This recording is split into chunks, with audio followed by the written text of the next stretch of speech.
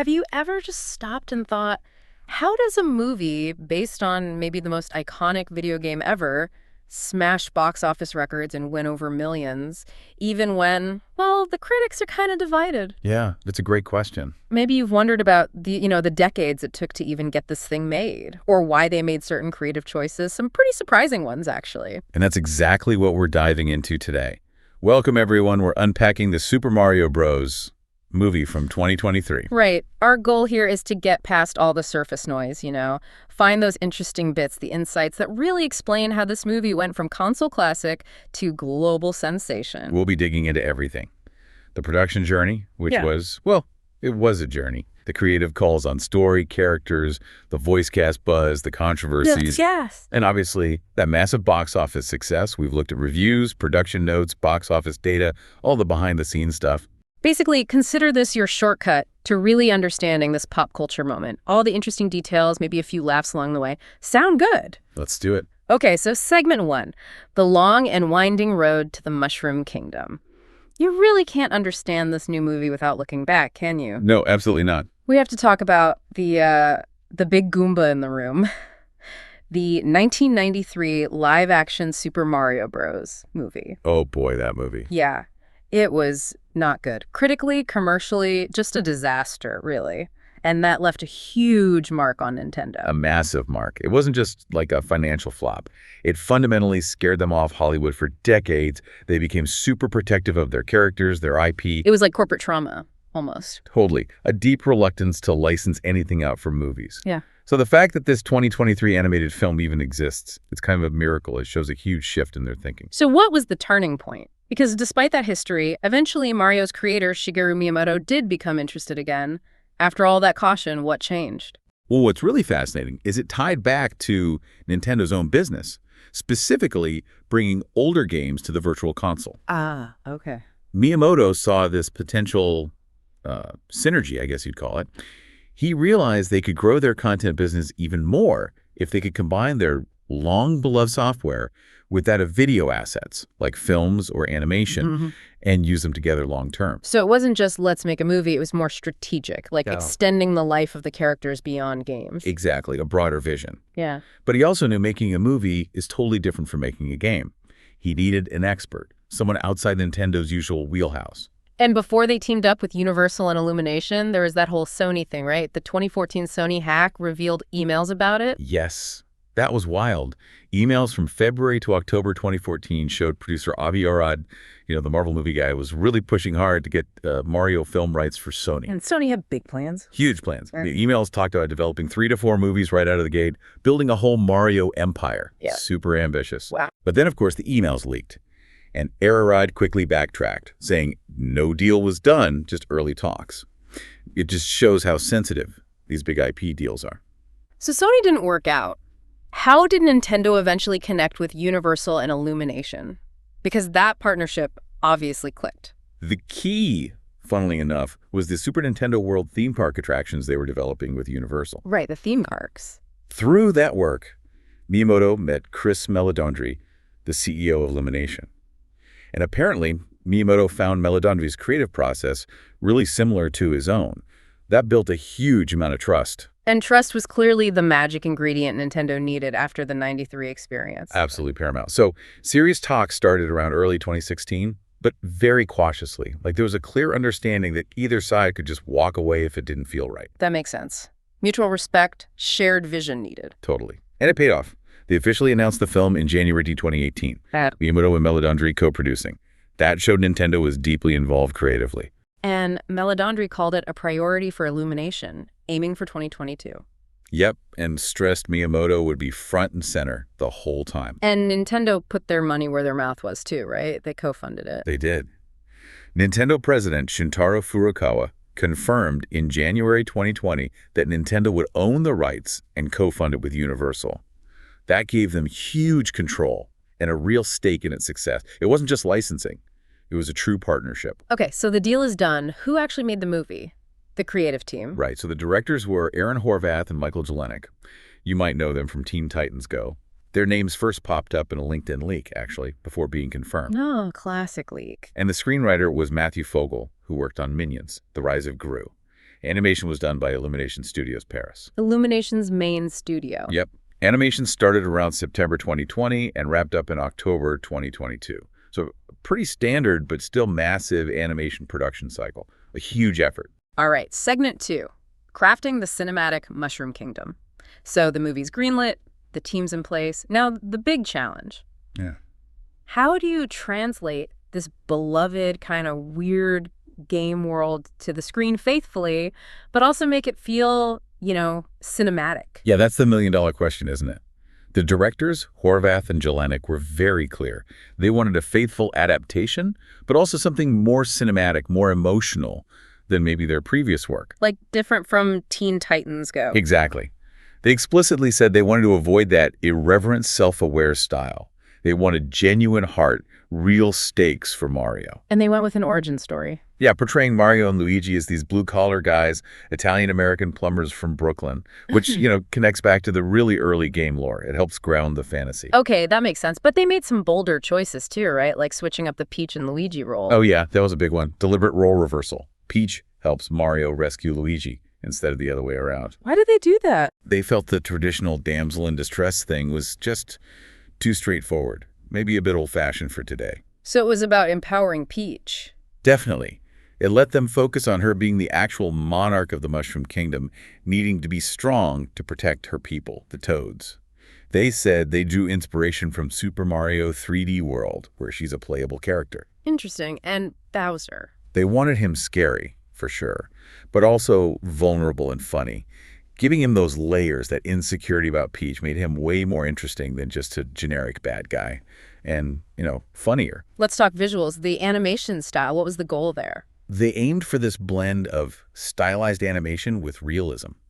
Horvath mentioned wanting it to feel like a big adventure film, not just pure Wile E. Coyote cartoon physics. So less squash and stretch. Right. Characters maintain consistent volume, felt more solid, more grounded. It makes the action sequences feel like they have more weight. Like the Mario Kart scenes, those must have been complex. Incredibly complex. They worked with a vehicle designer and Nintendo's team, drawing heavily from the games, especially Rainbow Road. Rainbow Road looked amazing. It was apparently the most technically challenging sequence. Just tons of visual effects, thousands of rendering hours for every shot to get that look right. And the character designs? Any major updates? Donkey Kong got his first real design update since Donkey Kong Country back in '94. A bit more expressive. And for Mario's family in Brooklyn, Nintendo actually provided early character concepts as a starting point. Wow, Nintendo was really involved down to the details. Oh yeah. And even the color grading was meticulous. Jason Hannell at Company 3 used DaVinci Resolve to really refine the look, managing that transition from realistic Brooklyn to this super vibrant Mushroom Kingdom, and getting that eerie feel for the Darklands just right, adding digital lens flares, atmospheric lighting, all that polish. Okay, let's switch gears to the sound, the music. Brian Tyler composed. Yes, and he worked super closely with the legend himself, Koji Kondo, the original Mario composer. That's awesome. Yeah, the goal was to weave those iconic game themes into a big orchestral cinematic score. So orchestra, choir. All of that, plus bands. And get this, Italian instruments like accordions and mandolins, plus live drums, whistling, and even some classic 8-bit sounds blended in. A real mix. Totally. Apparently, Kondo and Miyamoto really liked a 15-minute suite of new themes Tyler presented early on, which showed he'd captured the right feel. And yeah, you hear leitmotifs, little musical callbacks from Super Mario Bros. 3, Super Mario 64, Super Mario 3D Land. It's an Easter egg hunt for your ears. But the song everyone remembers is Peaches, right? Jack Black's Bowser ballad. Oh, absolutely. That was Jack Black's idea. He suggested Bowser should sing this over-the-top love song. He co-wrote it with the directors, the editor, and a producer. And it blew up. Totally blew up. Released as a single, music video filmed super fast, and it actually charted on the Billboard Hot 100, peaked at 56. Just this unexpected viral hit that perfectly captured Bowser's character in the movie. Pure Jack Black. Now, there was a little bit of controversy on the music front, too, with the DK rap. Ah, yeah. Seth Rogen mentioned Donkey Kong's intro used the theme from Donkey Kong 64, the DK rap. But the original composer, Grant Kirkhope, pointed out later he didn't get credited in the film. Oh, that's not great. No, he was pretty disappointed. It just highlights those tricky issues around music rights and proper credit, especially with iconic themes from games. All right, let's dive into segment 3, the cast and the reaction. Because, wow, the voice cast announcement in September 2021 definitely made waves. Oh, it really did. Yeah. Some huge names.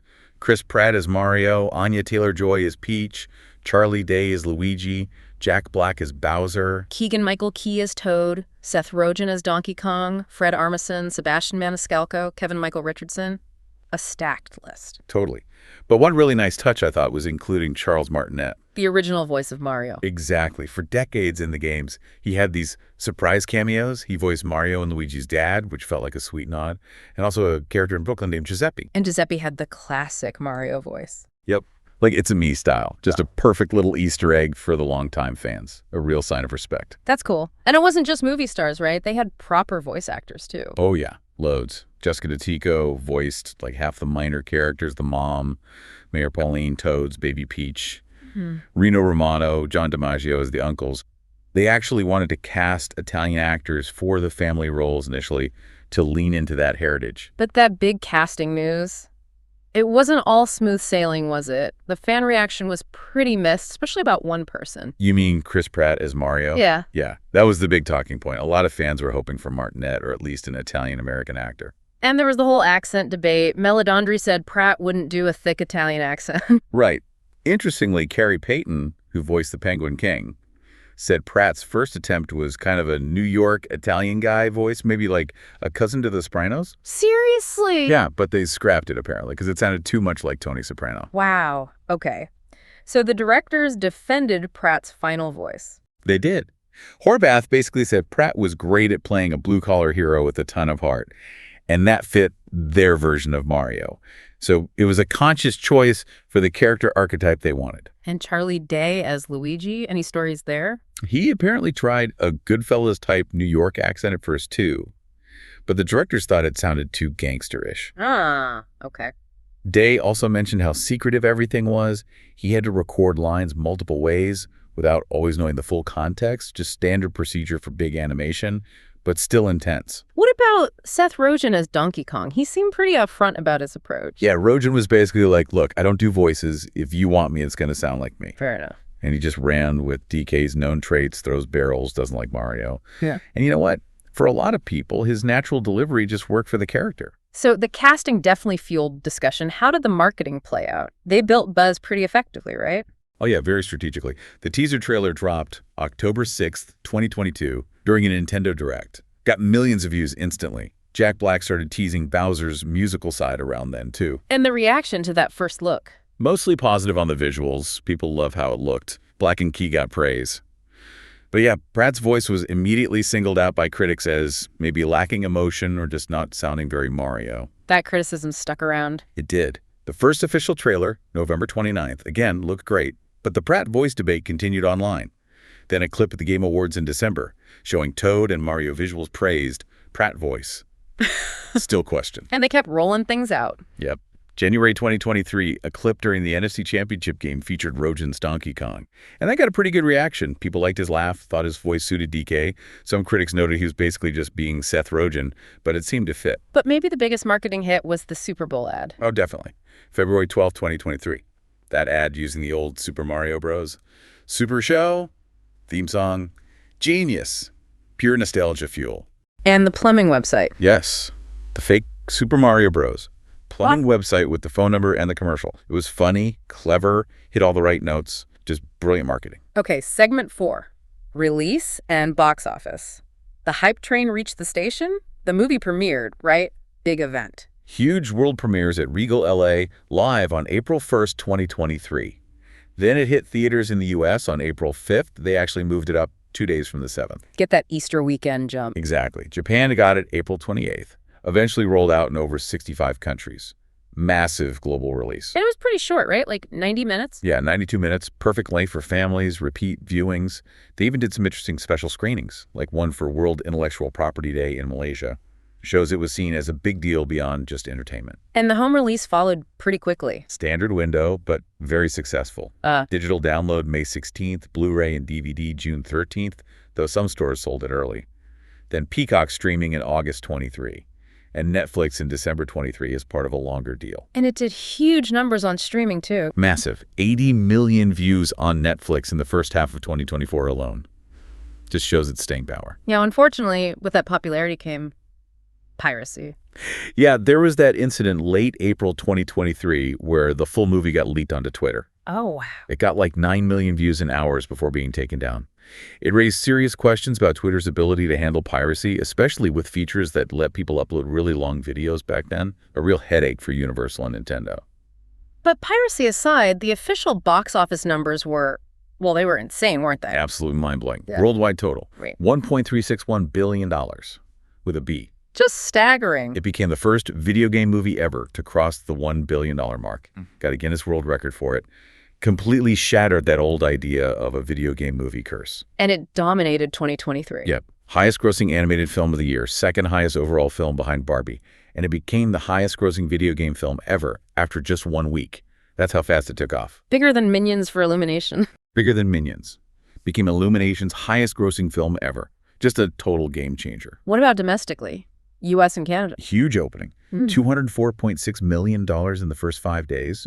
Set records for biggest video game adaptation opening, though Minecraft might beat that next year.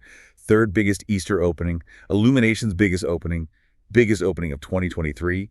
And the third biggest domestic opening for any animated film ever. Wow. Behind only Pixar giants. Exactly. And internationally, it pulled in another $173 million opening weekend. Set records in dozens of countries for animated films or video game adaptations.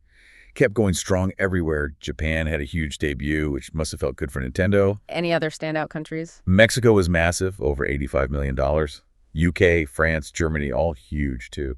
In Mexico, it actually became the highest grossing film of all time, beating Spider-Man. No Way Home. That's incredible. Just shows Mario's global appeal. And the bottom line, Deadline Hollywood figured it made a net profit of $559 million. Wow. Placed it number 1 on their list of 2023's most valuable blockbusters. Just a colossal financial home run. Okay, last segment. Critical response versus audience love. Because this is where the story gets really split, doesn't it? Oh, completely. Critics were, well, the word is mixed. Rotten Tomatoes landed at 59% positive. Metacritic score was 46 out of 100. Not exactly glowing reviews overall. What were the main complaints from critics? A lot of them felt the plot was thin, maybe too reliant on game references instead of strong storytelling, like checking boxes for fans. Some found the characters underdeveloped, lacking personality. And the voices, Pratt specifically. Yeah, Pratt and Charlie Day's voices were often called out as mediocre or unremarkable, just didn't capture the magic for many critics. Some reviews were pretty harsh, calling it bland brand management or even soulless. Ooh. Even the updated, stronger Peach role got dinged by some as feeling like a dated attempt at female empowerment. But critics like some things. Oh, for sure. The visuals were almost universally praised. Yeah. Stunning animation, incredible faithfulness to the game's look. Illumination got props for that. The energy, the musical score, despite some grumbles about pop songs, and the sheer volume of fan service were often listed as positives. And Jack Black. Jack Black as Bowser was the MVP for most critics. Just universally loved. Even critics who didn't like the movie often singled him out. But then you look at the audience scores. Totally different story. Audiences adored it. An A cinema score that's huge. 94% positive on post-track, 82% definitely recommend. Just a massive disconnect. Why do you think that is? Miyamoto had that interesting quote about bad reviews helping create buzz. Yeah, it's fascinating. Maybe audiences just value different things. The nostalgia, the fun factor, seeing these characters they love brought to life so faithfully on screen. Yeah. Maybe that outweighed narrative critiques for them. It wasn't trying to be high art, maybe. It was just trying to be a fun Mario movie. And it succeeded massively on that front, clearly. Did it pick up any awards? It did, especially Peaches. The song got nominated for Best Original Song at the Golden Globes and Critics' Choice Awards. Won an MTV award, too. So the song got serious recognition. Yeah. And the film itself won some family-focused awards, got nominated for Best Animated Feature at the Globes and Saturn Awards. Jack Black got a bunch of nominations for his voice work and won Favorite Villain at the Kids' Choice Awards. So definitely got some hardware and recognition. Okay, so given all this success, what's next? More Mario movies. Absolutely. A sequel is official, announced on Mario Day, March 10th, 2024. It's coming April 3rd, 2026 in the U.S. Same creative team. Yep. Horvath, Jelinek, and Fogel are all back. Continuity there. Hey, what do we know about it? Bigger. Sounds like it. Keegan-Michael Key teased it would be broader in scope with new folks that are old favorites and even some deep cuts. hints at expanding the world. And there was that rumor about the title being Super Mario World. Yeah, that briefly popped up on an NBC Universal list and then disappeared. Could be a hint, could be nothing, but it's tantalizing. What about spin-offs? Any talk there? Lots of interest from the cast. Charlie Day keeps saying he wants to do a Luigi's Mansion movie. Anya Taylor-Joy is up for a Peach spin-off. Seth Rogen thinks Donkey Kong Country has tons of potential. Is any of that actually happening, though? Well, here's the thing. There was a copyright registration filed by Nintendo and Universal in July 2025 for an untitled Donkey Kong project. Whoa, really? Yeah. That strongly suggests a DK spin-off is genuinely in development, which lines up with Nintendo saying back in 2021 they wanted to do more animated films if Mario was a hit. So this could be the start of a whole Nintendo cinematic universe. It really looks that way. The success of Mario seems to have opened the door wide open. So wrapping this all up, what's the big takeaway here? We went from Nintendo being super hesitant after the '93 disaster to this billion-dollar global phenomenon. Yeah, it's an amazing turnaround, powered by faithfulness to the games, some smart, maybe debated creative calls Yeah. at StarCast. It proved video game movies can work, and work huge, even if critics aren't fully on board. It really captured hearts, didn't it? It absolutely did. Which leads to a really interesting final thought for you, the listener. Yeah. When you're adapting something so iconic, with such a huge fan base, what really defines success for the audience? Is it being super faithful? Is it the star power? Is it just the pure joy of seeing it on screen? Or it's something else entirely, especially when critics and audiences seem to see things so differently? What stood out most to you about this movie's journey and impact?